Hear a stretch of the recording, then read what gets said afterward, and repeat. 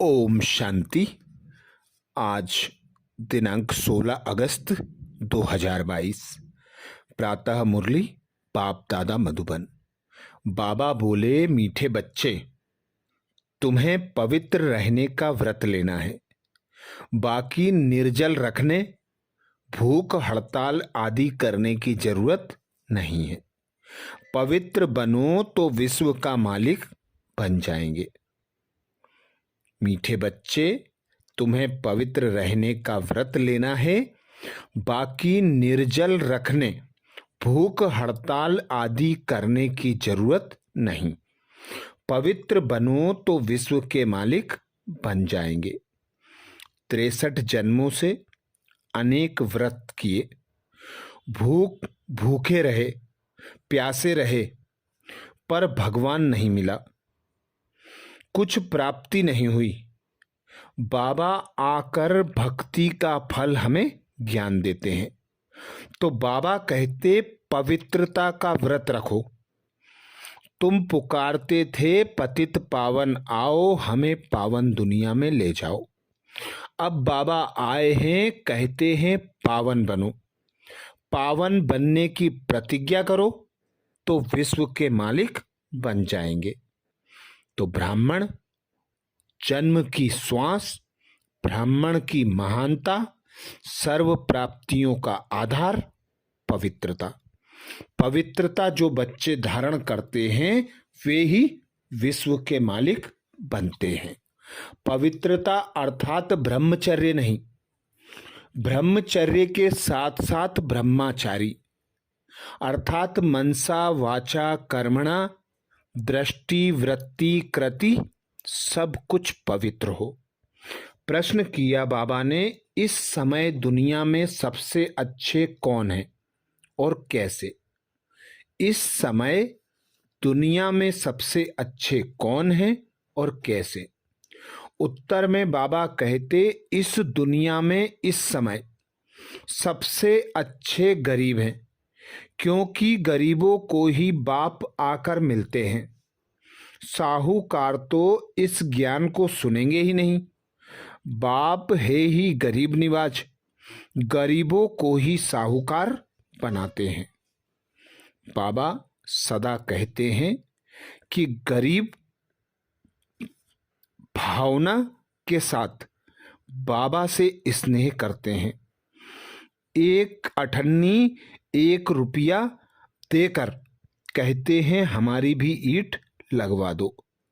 तो बाबा कहते कि मैं गरीब निवाज हूँ, गरीबों को ही आकर साहूकार बनाता हूँ, क्योंकि साहूकार तो अपने धन की मस्ती में मगन है। वे इस बात को नहीं समझेंगे उन्हें अपने धन में कितनी मगरूरी रहती है। बाबा कहते, पर दुखी दुनिया है, दुख की दुनिया है, सभी दुखी हैं। भल करोड़पति हैं, लखपति हैं, पर कोई ना कोई दुख सताता रहता है। फिर भी बाबा कहते, वे नहीं सुनेंगे। मैं गरीब निवाज हूं, गरीबों को ही अपना बनाकर साहूकार बनाता हूं। गीत सुनाया बाबा ने, आज के इंसान को ये क्या हो गया। ओम शांति। बच्चों ने गीत सुना, वह देवी प्यार जिसको ईश्वरीय प्यार कहें। अब ईश्वर प्यार सिखलाते हैं कि कैसे एक दो को प्यार करना चाहिए। भारत में कितना सच्चा प्यार था जब सचखंड था। सचखंड किसने बनाया था? सतगुरु, सत बाबा, सत टीचर ने। अभी तुम किसके आगे बैठे हो? सच बाबा अर्थात जो सच्चा सुख देने वाला है, सच्चा प्यार सिखाने वाला है, सच्चा ज्ञान देते हैं, उनके सम्मुख में बैठे हैं। झूठ खंड में तो सब झूठ है। गाया भी जाता है कि सत का संग करो। सत्य को एक ही है। बाबा कहते, सत्य तो एक ही है, असत अनेक हैं। जो बाप भारत को स्वर्ग बनाते हैं, बेहद का वर्षा देते हैं। तुम उस बेहद बाप के सम्मुख बैठे हो जो फिर से हमको बेहद की बादशाही देने आए हैं। सत बाबा एक ही है जिसके संग से तुम विश्व के मालिक बनते हो। भक्ति में पहले पहले एक ही शिव बाबा की सच्ची सच्ची भक्ति होती है। उसको ही सच्ची अव्यभिचारी भक्ति कहा जाता है। बाबा बैठ तुम बच्चों को सारे चक्र का ज्ञान सुनाते हैं। पहले पहले एक शिव बाबा की भक्ति थी जिसको अव्यभिचारी भक्ति कहते थे। फिर अभी ज्ञान भी तुमको सच्चा सुनाते हैं, झूठी भक्ति से छुड़ाते हैं। सच्चे बाबा द्वारा तुम ज्ञान सुन रहे हो। तुम जानते हो यह सत का संग हमको स्वर्ग में ले जाएगा। सच्चे बाप से ही बेड़ा पार होता है और जो झूठा ज्ञान सुनाते हैं उससे बेड़ा गर्क होता है। उसको अज्ञान कहा जाता है। सच्चा ज्ञान सिर्फ बाप ही सुनाते हैं। तुम बच्चे सारे चक्र की हिस्ट्री ज्योग्राफी को समझ गए हो। तो यह सच्चा सच्चा बाबा सच्चा सच्चा टीचर है। सतयुग में भी सच्चा बाप कहेंगे क्योंकि वहां झूठ होता ही नहीं। ईश्वर को सर्वव्यापी नहीं कहते। झूठ तो तब शुरू होता है जब झूठ बनाने वाले 5 विकार आते हैं। अभी तुम बच्चों की बुद्धि में है कि हम बेहद के निराकार बाप के सम्मुख बैठे हैं। यह बाबा भी कहते हैं कि हम उस बाबा के सम्मुख बैठे हैं। उनको याद करता हूं, घड़ी घड़ी याद करता हूं। बाबा का बच्चा हूं ना। तुमको तो इस साकार को छोड़ उनको याद करना है। हमारे लिए तो एक ही बाबा है। तुम्हारे लिए थोड़ी अटक पड़ती है। मुझे क्यों अटक पड़ेगी? तुम्हारी नजर इस पर जाती है, मेरी नजर किस पर जाएगी? मेरा तो डायरेक्ट शिव बाबा से कनेक्शन हो गया। तुमको शिव बाबा को याद करना पड़ता है, इस साकार को क्रॉस करना पड़ता है कि यह याद न पड़े। मेरे लिए तो एक शिव बाबा ही है। तुम्हारे सामने 2 बैठे हैं, हमारे सामने तो सिर्फ एक ही है। मैं उनका बच्चा हूं, फिर भी निरंतर याद नहीं कर सकता हूं क्योंकि बाबा कहते हैं तुम कर्मयोगी हो। तुम्हारी बुद्धि में सारा चक्र फिरता है। सतयुग त्रेता में इतने जन्म पास किए, फिर इतने जन्म लेते लेते 84 जन्मों का चक्र पूरा किया। हिसाब है ना।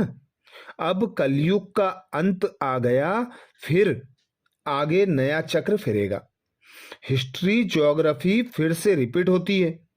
सतयुग में कौन थे, कहां पर राज्य करते थे, यह भी तुम जानते हो कि सारी विश्व पर देवताएं ही राज्य करते थे।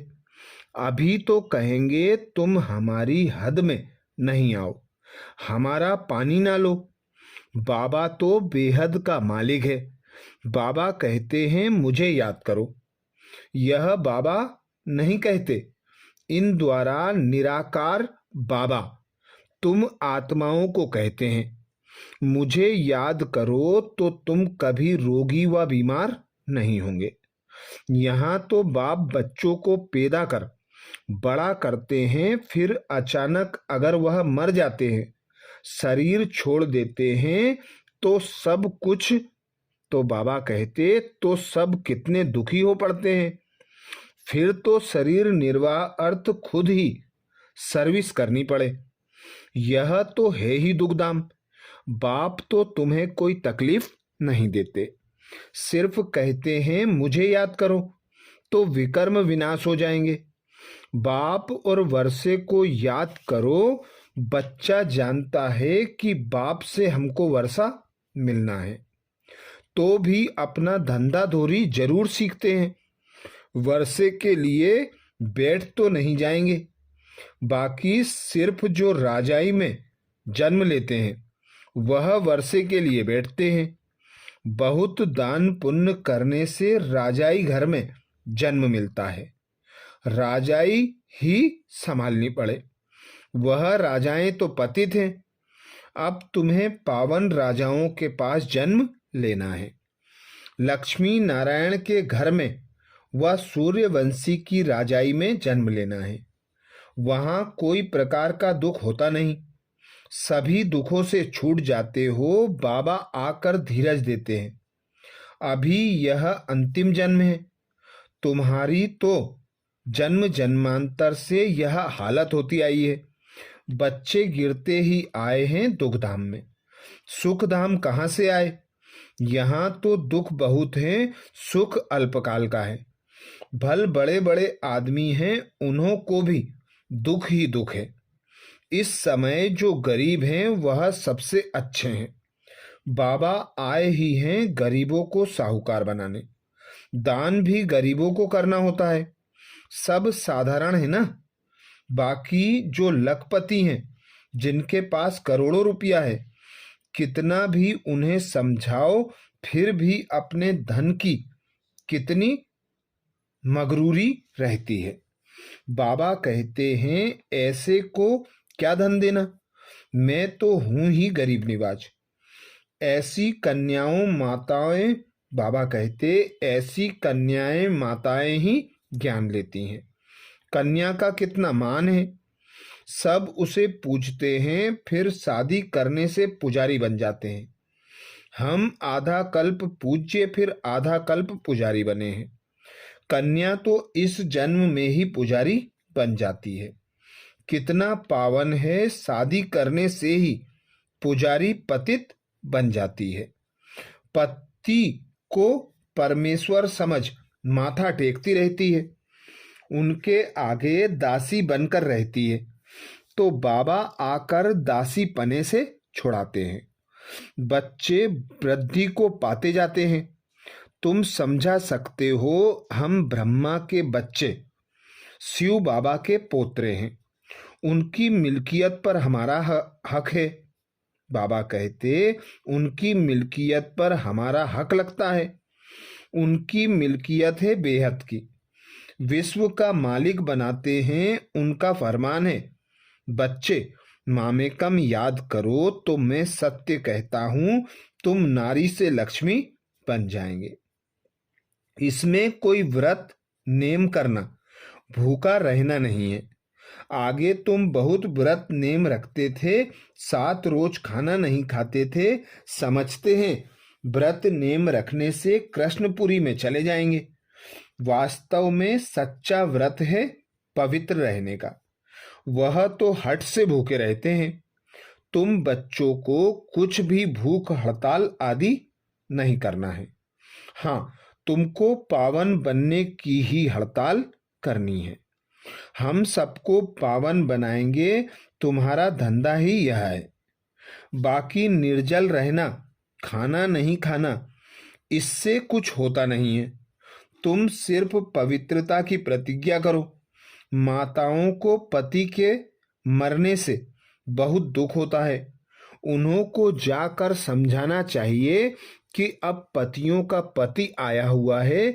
वह कहते हैं सिर्फ मुझे याद करो तो स्वर्ग के मालिक बनेंगे। यह तो पतियों का पति बापों का बाप है। पति मर जाए तो स्त्री को ज्ञान समझाएं। शिव बाबा से सगाई करानी चाहिए। समझाना है तुम रोती क्यों हो। सतयुग में कोई रोते नहीं है। यहाँ देखो सब रोते रहते हैं। भारत में सच्चा सच्चा देवताओं का राज्य था। आज तो 1-2 को मारते कूटते रहते हैं। आसुरी राज्य है ना। लक्ष्मी नारायण का चित्र बहुत अच्छा है। इसमें सारा सेट है। त्रिमूर्ति लक्ष्मी नारायण राधे कृष्ण भी है।